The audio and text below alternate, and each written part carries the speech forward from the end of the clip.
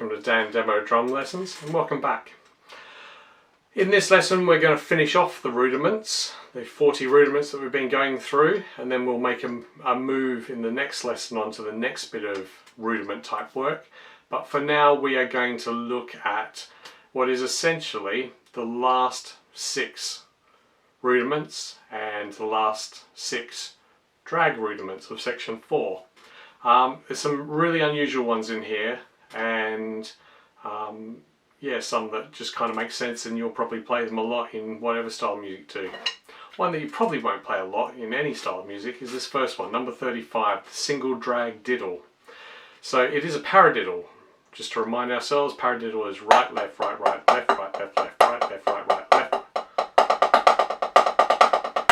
Okay, but instead of right, left, right, right, you're going to diddle the first beat.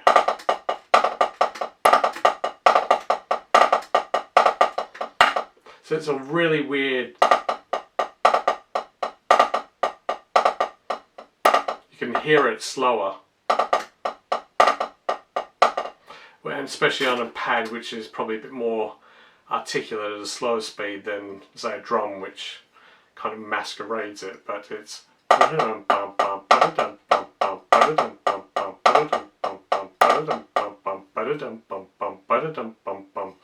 and all these sorts of things come out of like orchestral music. If you listen to a lot of orchestras and stuff like that, classical music, you can hear these sort of rhythms in that sort of style of music, and that obviously, you know, is what spawned lots of other musical bits. But this very unusual. I mean, it's a cool sound. I can't actually think of a context where I've ever played this, but yeah, right, right, left, right, right, left, left, right, left, left. Just that double diddle.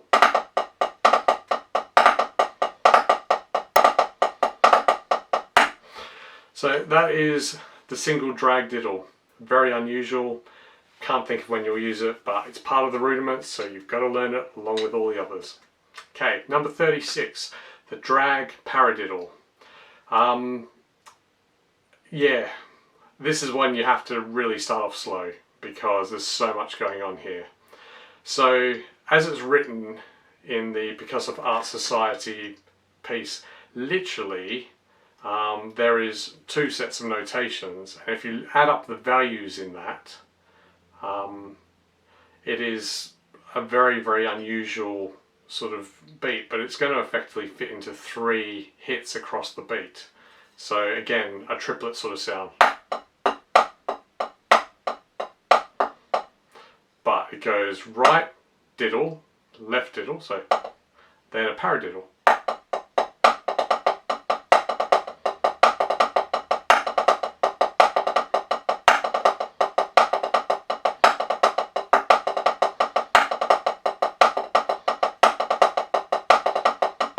So it's just to slow that down, right, left, left, right, left, right, right. So you've got to get that anticipation of that. So here's where you'd start, and then you just turn the second part into a paradiddle.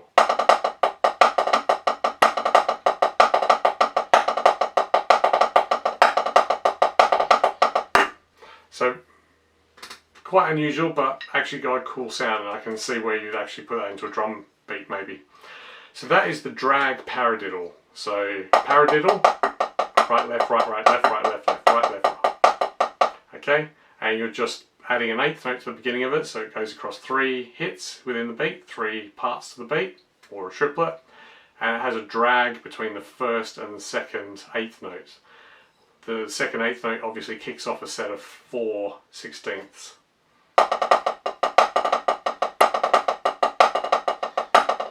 Okay, nice and easy this one. The accent is on the first beat. Okay, drag paradiddle number 2. Rather uninventively, they have just put an extra 8th note on front of what we just played with an extra drag in front of that. But that changes the timing of it. This goes from a triplet fill to 16th notes.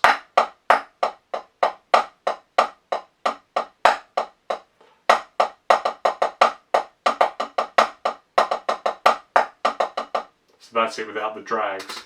Okay, so the reason it's eighth notes at the beginning is to give you space to do the drags in. So it sounds like this.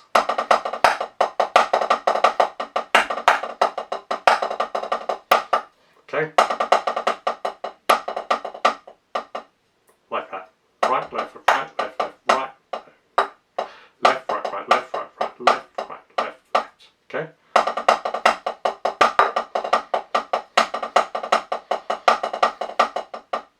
Okay, accents now. Very important to get the accents, because this one you just want to keep on accenting the beginning of each beat. It's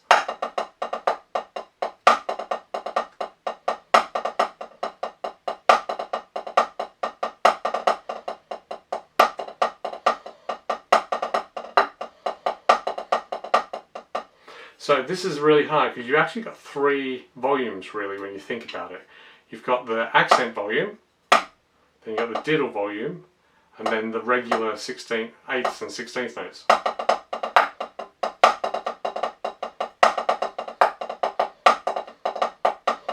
Okay, so there's three volumes going on, three different heights of the sticks for those. But that is drag paradiddle number 2. Next one, single rudiments, and again carrying on the theme of 16th notes, but this time they're grouped as a 3 with an 8th note on the end, which actually gives them a triplet fill. So this literally sounds like this.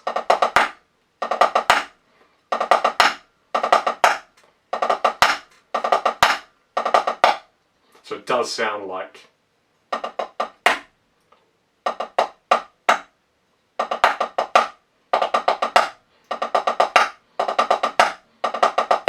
When you add the 8th note with the accent on the end, it gives that sort of triplet feel to it.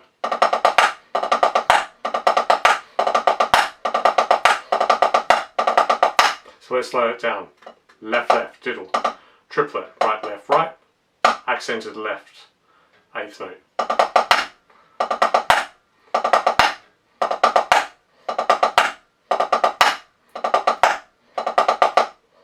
Okay. So accented 8th note. Left, left, right, left, right, left. Right, right, left, right, left.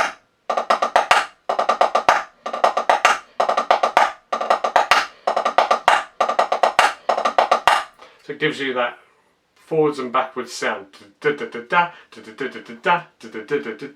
can almost sing the diddles, can't you? The drag.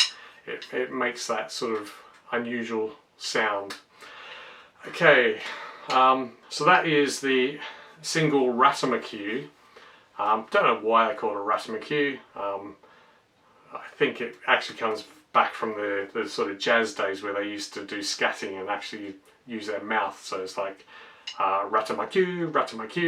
It has enough sort of parts of the word to actually mirror the beats that are being hit.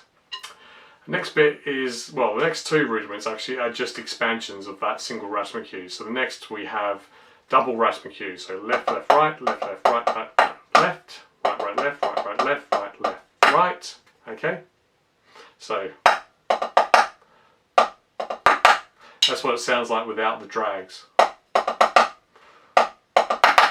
Okay, so it goes right, left, left, right, left, left, right, left, left, left, right, right, left, right, left, right, right, left.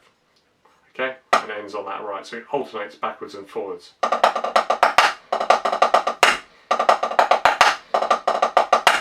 So that's how it sounds going backwards and forwards, that double rudiments sound.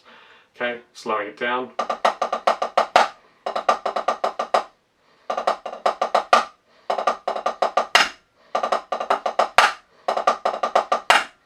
Pretty easy, you can speed that up. And then, unsurprisingly, triple rudiments we're just going to add to this. Unlike the drag paradiddles, the feel of this doesn't change when we add another 8th note essentially. It just kind of displaces it over 2 beats.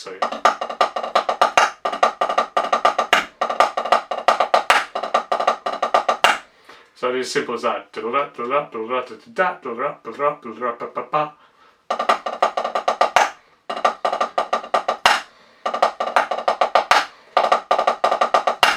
So it's as simple as that.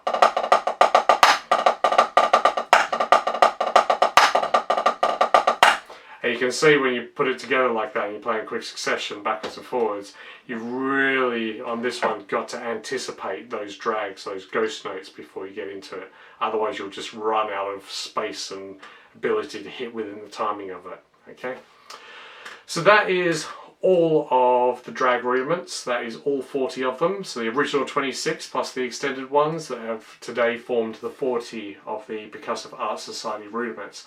I hope you found that useful. This lesson, or this set of lessons going over this, is worth going over probably again and repeating it every so often. You should always, if you find yourself with some spare time and nothing to do, you should get your practice pad out, your sticks, and just go through the rudiments, because the better you can play these rudiments, the better you can play any other style of drumming you want to do, whether that's drum kit work, or if you're in an orchestra and you want to sort of play, you know, percussion sort of type you know, instruments like big timpanis or xylophones, marimbas, etc. All percussion, you need to have these sticking techniques. So I really recommend you just keep on going over this. Try and get it faster. Start at 60 or 70 beats per minute, play with your click, get faster and faster and faster. Ideally you want to get to most of these to 100 to 150 basically. Think about what your hands are doing as well.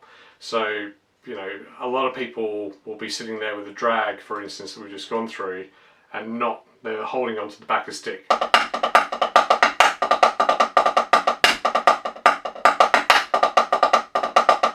You can do it, but it doesn't sound the best, and it is really quite hard. You've got to do a lot of wrist work. Where if you loosen up that back bit and flick those fingers, you can get that bounce.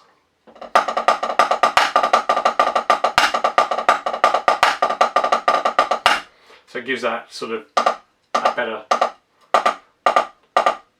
sound because you've got the finger flick going.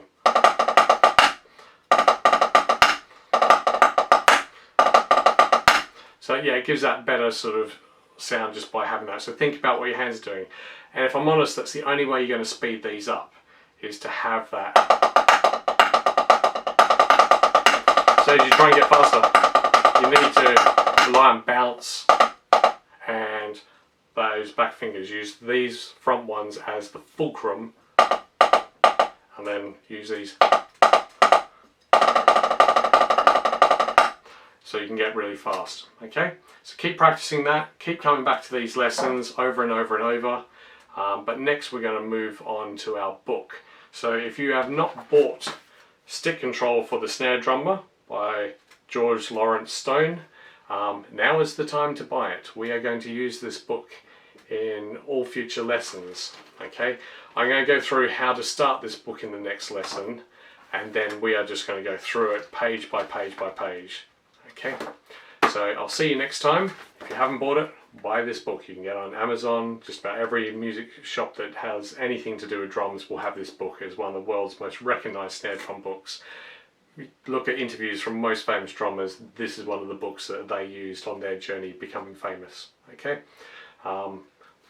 yeah, you may be like me and not be famous, but certainly if you want to be a good drummer, this is the book you need. I'll see you next time. Have a good week. Thank you.